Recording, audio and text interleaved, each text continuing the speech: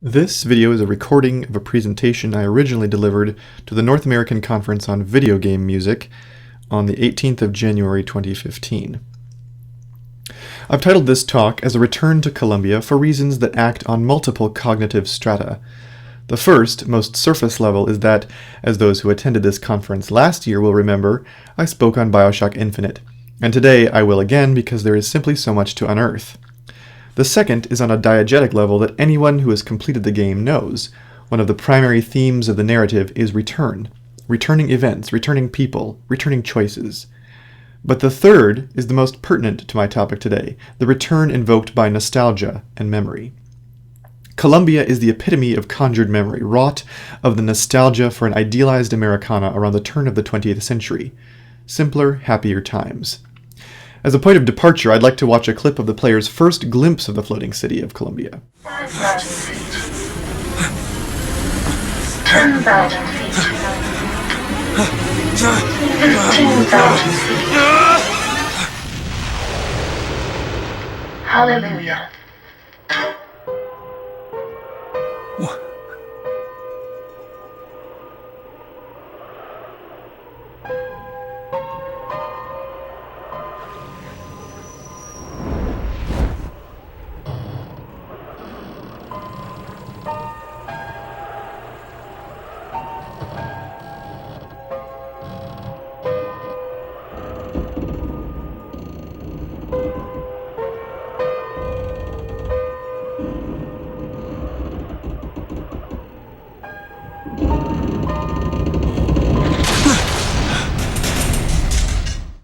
Just like the floating city itself, the original music during the player's first view of Columbia is simple, transparent, even comforting, with an undertow of religious, or at least American folk music, lent by a piano which is itself probably nostalgic for its own last tuning.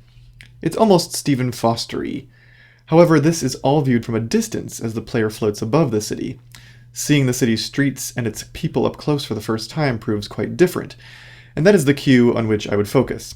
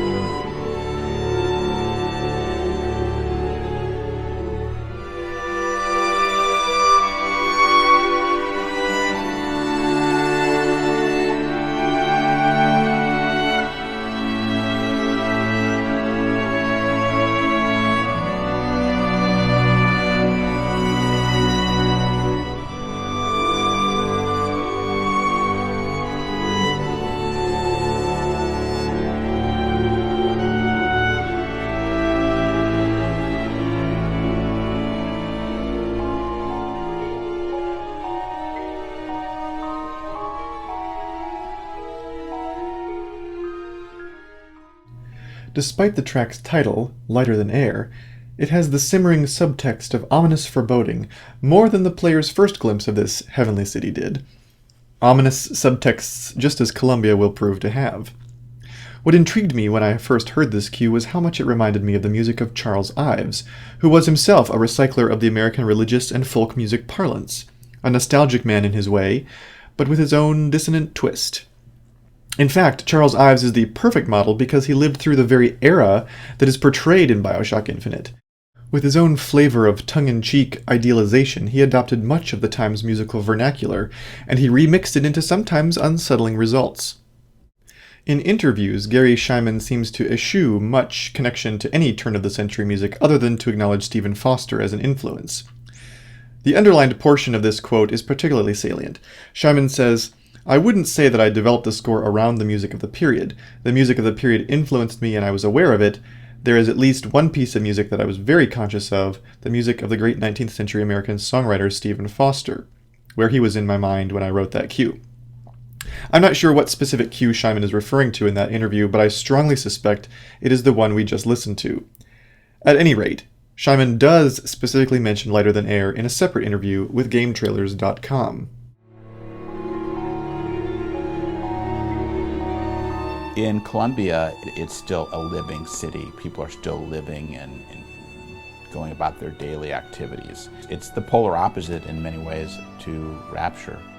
Everything is bright and sunny and in some ways sort of cheerful and chipper.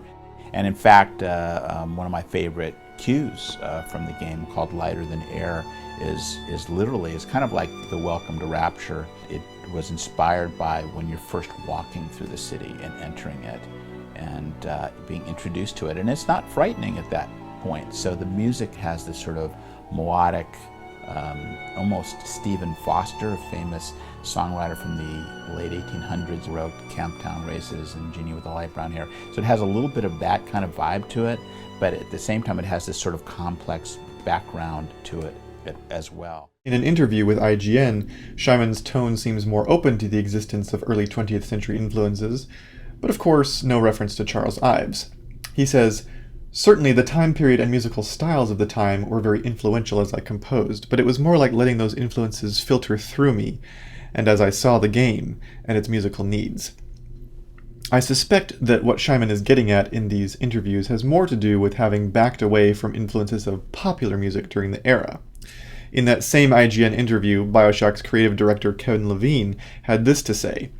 Notice that he focuses more on popular musical genres. In an interview with Forbes, Shyman says something similar. "I was inspired by the music of that era, though I did not imitate it literally." And then later he says, "Certainly the style of popular music at that time was much simpler. That definitely influenced my thinking and the style of the music." I read that as influenced away from those styles. But Charles Ives was certainly not writing popular music, even if he incorporated a lot of familiar tunes into his own work, and he was by no means mainstream at the time. Yet there is something distinctly Ivesian about Lighter Than Air.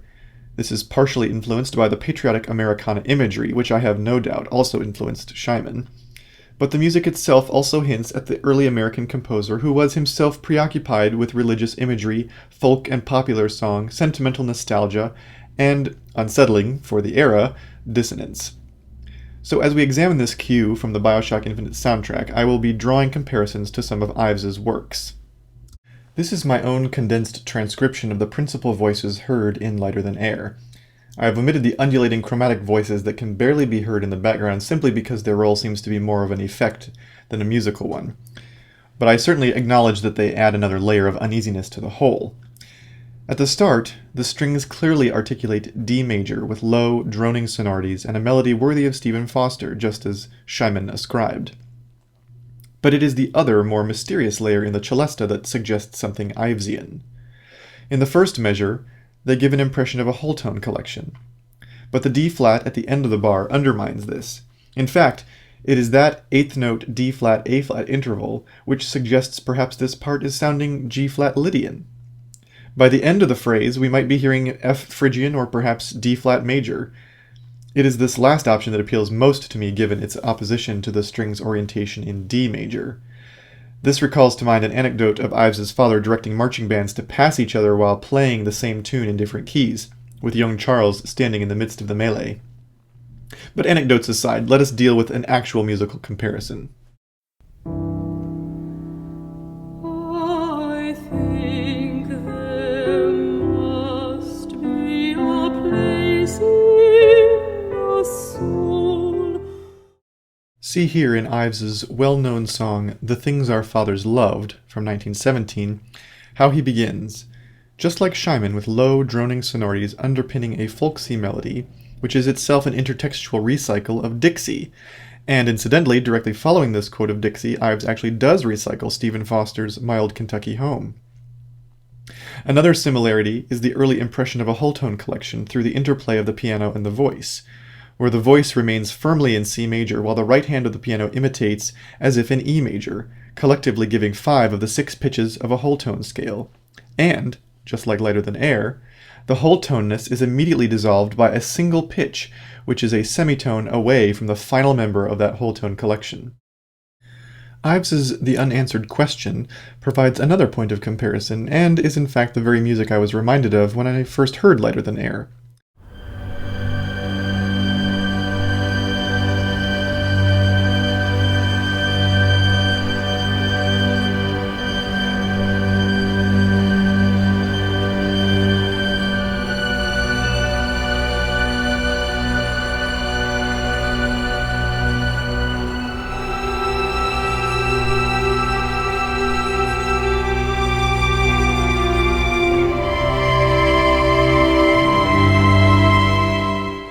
Here we find an orchestration more akin to Scheinman's scoring than we heard in The Things Our Fathers Loved, with strings providing a tonally stable foundation over which higher, timbrally differentiated and tonally unstable voices are superimposed. Also alike in Scheinman's and Ives's scores is the uncertainty with which their respective pieces end, and this particular clip is taken from the beginning of the piece, but it also ends this way. The comparison is certainly thematically appropriate given the mounting number of unanswered questions and suspicions the player has, despite Columbia's shining exterior.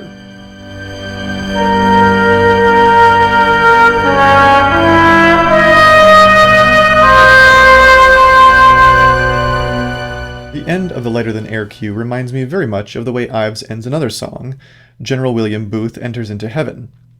In this art song, Ives mingles popular song, band music, and the hymn tune Cleansing Fountain with the more avant-garde elements of his musical style. Are you washed in the blood of the Lamb?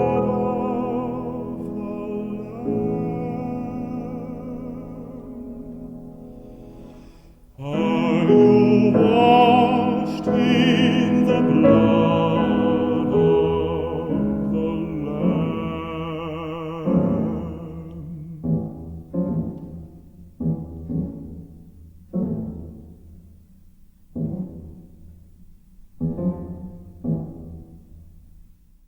Ives gives us a consonant, user-friendly melody set to an accompaniment with a mysterious undertow which, even as it dies away in volume, continues in dissonance and rhythmic activity.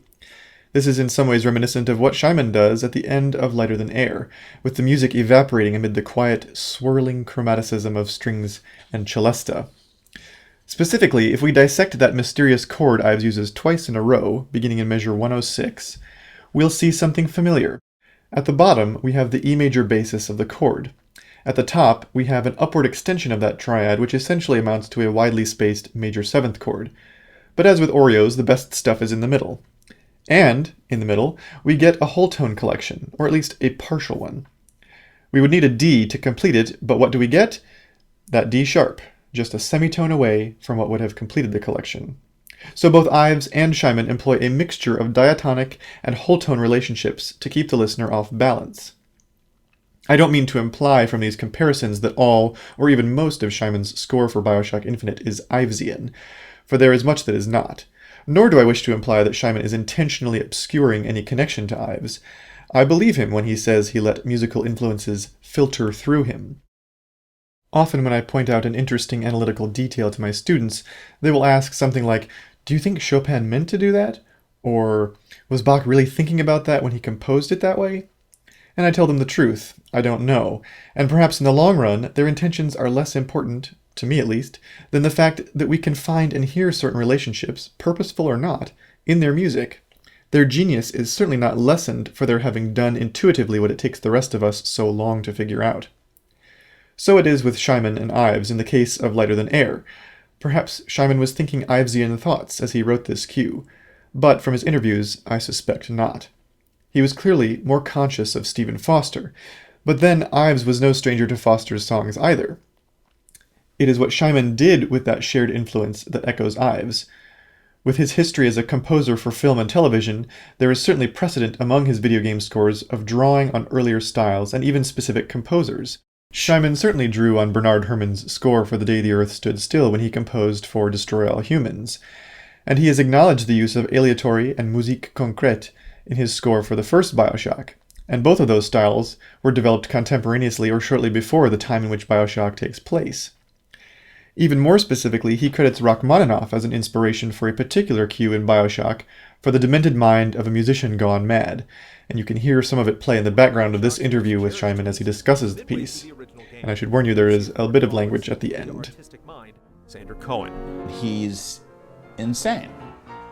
But he's also sort of this insane hack, but he's also a genius. He wrote a piece of music, and he has someone playing it on the piano. He seemed sort of artistically reactionary to me. So I was kind of thinking, okay, Rachmaninoff was sort of reactionary in that sense. Rachmaninoff was a great composer, but his music was criticized in its day as being old-fashioned. So I thought, okay, he's going to write sort of old-fashioned music, but it's also going to be interesting. Basically the direction was, okay, Gary, we need a piano concerto, and it needs to be very difficult, and whoever plays it needs to sound like they're really struggling with it. So I came up with this concept, and I wrote something that really could be thought of as a concert piece. And it took me a couple of days to write, to crank it out, because it's a very complex piece of music, very hard to play actually at the piano. It's very complex and very intense, and it was really fun to write, and it was a challenge. And people loved it once the game came out. It was great to see people actually playing it on YouTube, learning that piece of music. And I wasn't completely informed as to how it would be used, so it was sort of interesting to see how the pianist being blown up. Of course, all of us composers occasionally fantasize about blowing up pianists. Oh, Colin, you sick fuck, let me out of there! These are, of course, influences and styles which Scheinman was consciously putting to work, and they are certainly chronologically appropriate for their respective settings. And so, I do not think it is so hard to accept that cues like Lighter Than Air bear such striking resemblance to works by Charles Ives, given both composers' need or affinity for invoking a sense of off-center nostalgia.